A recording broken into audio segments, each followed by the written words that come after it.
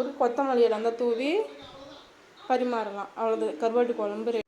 Hi, hello, all welcome. எல்லோரும் எப்படி இருக்கீங்க? நான் ரொம்ப சந்தோஷமாக இருக்கேன். இன்றைக்கி நம்ம இந்த வீடியோவில் என்ன பார்க்க போகிறோம் பார்த்தீங்கன்னா, விலாக் இல்லை, கேரளா சட்னி கருவாட்டு குழம்பு பண்ண போகிறேன். உங்களுக்கு இந்த ரெசிபி பிடிக்கும்னு நினைக்கிறேன். பிடிச்சிருந்தா வீட்டில் ட்ரை பண்ணி பாருங்கள். வாங்க நம்ம வீடியோக்குள்ளே போகலாம். கருவாட்டு குழம்பு தேவையானது பெரிய தக்காளி ஒன்று எடுத்துக்கோங்க, பெரிய வெங்காயம் ஒன்று, குவான்டிட்டி உங்களுக்கு அதிகமாக வேணுன்னா 2 தக்காளி கூட எடுத்துக்கோங்க. நான் வந்து கத்திரிக்காய், முருங்கைக்காய், உருளைக்கிழங்கு தான் போட்டேன். உங்களுடைய ஆப்ஷன் தான். வந்து முள்ளங்கி கூட போட்டுக்கலாம், இல்லை மாங்காய் கூட. மாங்காய் என்கிட்ட இல்லை, அதனால் மாங்காய் நான் போடலை. இதெல்லாம் போட்டிங்கன்னா நல்லாயிருக்கும் டேஸ்ட்டும்.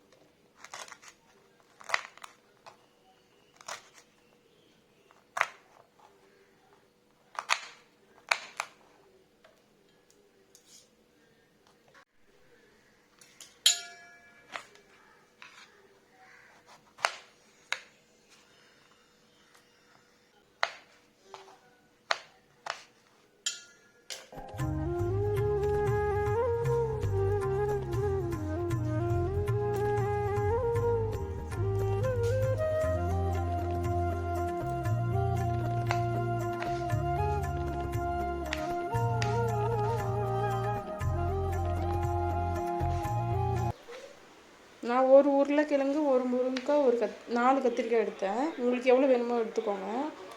அதுக்கப்புறம் பார்த்திங்கன்னா புளி வந்து ஒரு பெரிய நெல்லிக்காய் சைஸில் எடுத்துக்கோங்க. புளி உங்களுக்கு வந்து மாங்காய் போடுவீங்க அப்படின்னா நீங்கள் புளி வந்து கொஞ்சம் கம்மி பண்ணிக்கிட்டு போட்டுக்கோங்க, ரொம்ப புளிப்பாக இருக்கும். இப்போ இந்த சட்டி பார்த்திங்கன்னா எங்கள் பானைலாம் செய்வாங்க பார்த்திங்களா, அந்த கடையில் தான் வாங்கினது. அங்கே டைரெக்டாகவே போய் வாங்கினது. இது வந்து இதில் சமைச்ச டேஸ்ட் நல்லாயிருக்குங்க. நிஜமாலே அந்த ப்ரௌன் கலராக இருக்கும் பார்த்திங்களா, அந்த சட்டியோடு இது நல்லாயிருக்கும். கேரளாவில் இதில் தான் சமைப்பாங்க, டேஸ்ட் நல்லாயிருக்கும். இது வாங்கிட்டு வந்த உடனே செய்ய முடியாது. நான் ஏற்கனவே இது யூஸ் பண்ணிட்டேன், அதனால் நான் கொஞ்சமாக வாஷ் பண்ணிவிட்டு மட்டும் செய்கிறேன். வாங்கிட்டு வந்தோடனே தண்ணியில் போட்டு ஊற வச்சு பழகணும். அது பழகினதுக்கப்புறம் தான் செய்ய முடியும். 3 days ஆச்சும் ஊறணும் தண்ணியிலே. அது அரிசி தண்ணி, அது கஞ்சி தண்ணியெலாம் போட்டு. கருவாடு பார்த்திங்கன்னா நான் சந்தையில் வந்து மொத்தமாக வாங்கி வச்சுப்பேன். ஆனால் இப்போ இல்லை, கருவாடு நெத்திலி கருவாடு மட்டும் தான் இருக்குது. சரி, வாழை கருவாடு தான் நல்லா இருக்குல்ல குழம்புக்கு அப்படின்ட்டு 2 பாக்கெட் மட்டும் வாங்கிட்டு வர சொன்னாங்க. நான் கருவாடு சாப்பிட மாட்டேன் குழம்புல போட்டு அவ்வளோவா. அதனால் அவங்களுக்கு மட்டும், எங்கள் ஹஸ்பண்டுக்கு மட்டும் 2 பாக்கெட் வாங்கிட்டு வந்தாங்க. அது வந்து ஒரு பக்கம் சுடு தண்ணி வச்சு அந்த சுடு தண்ணியில் போட்டு வச்சுட்டேன்.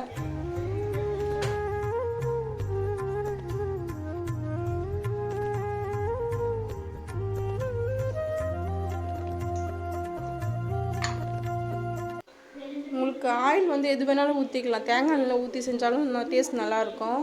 நல்ல எண்ணெய் ஊற்றி செஞ்சாலும் இன்னும் டேஸ்ட் சூப்பராக இருக்கும். நாங்கள் 2 எண்ணெயுமே சமைச்சா நான் சாப்பிட மாட்டேன், எங்கள் ஹஸ்பண்டும் சாப்பிட மாட்டாங்க. நார்மலாக சமைக்கிற ஃபார்ச்சூன் ஆயில் தான் செய்கிறேன். நீங்கள் ட்ரை பண்ணி பாருங்கள், நல்ல எண்ணெயில் செஞ்சு பாருங்கள், டேஸ்ட் நல்லாயிருக்கும். உண்மையிலே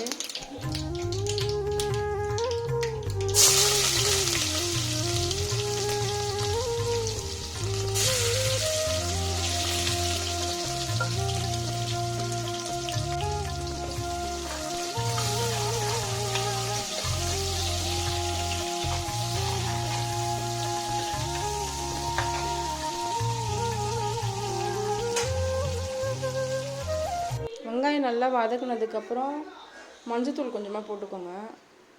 உப்பு வேணாலும் அப்படியே போட்டுக்கலாம். தக்காளி வதக்குனதுக்கப்புறம் கூட போட்டுக்கலாம், உங்கள் இஷ்டம்தான்.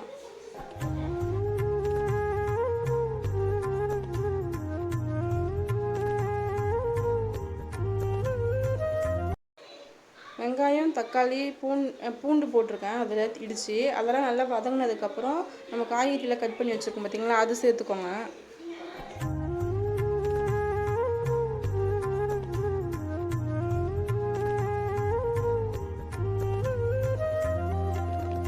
காய்கறி நல்லா வதங்கினதுக்கப்புறம் நான் 2 ஸ்பூன் மிளகாத்தூள் போட்டிருக்கேன். நான் வீட்டு மிளகாத்தூள் தான் போட்டிருக்கேன். உங்களுக்கு எந்த மாரி வேணுமோ நீங்கள் காரத்துக்கு ஏற்ற மாதிரி யூஸ் பண்ணிக்கோங்க.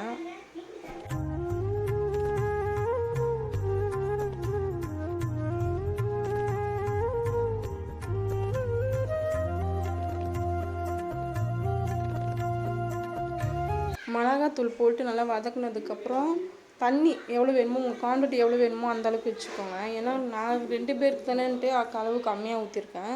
உங்களுக்கு எத்தனை பேருக்கு வேணுமோ அதுக்கு ஏற்ற மாதிரி செஞ்சுக்கோங்க. இப்போ வந்து அது போட்டு மூடி வச்சுருக்கேன். நல்லா கொதிச்சதுக்கப்புறம் வந்ததுக்கு கருவாடு இருக்குது பார்த்தீங்களா, அதை வந்து நல்லா க்ளீன் பண்ணி வச்சுருக்கேன் சுடு தண்ணி போட்டு. நல்லா வாஷ் பண்ணி வச்சுக்கோங்க. அதை வந்து எடுத்து போட்டுக்கோங்க. சும்மா 4 கருவாடு தான் இருக்குது, அது மட்டும் போட்டுக்கோங்க. அதை போட்டு நல்லா கிளறி விட்டுட்டு மறுபடியும் அதை தட்டு போட்டு மூடி வச்சுருங்க. புளி கரைச்சல் அந்த பக்கம் கிளறி வச்சுக்கோங்க. புளி கரைச்சல் கரைச்சி வச்சுக்கோங்க அந்த பக்கம். நல்லா கொதிச்சதுக்கப்புறம் ரொம்ப நேரம் கொதிக்க விடாதீங்க. ரொம்ப நேரம் கொதிக்க விட்டால் கருவாடுலாம் கரைஞ்சிரும். கொஞ்சமாக கொதிக்க விட்ட உடனே புளி கரைச்சலை வந்து அப்படியே மேலே அப்படியே ஊற்றி விட்டுருங்க.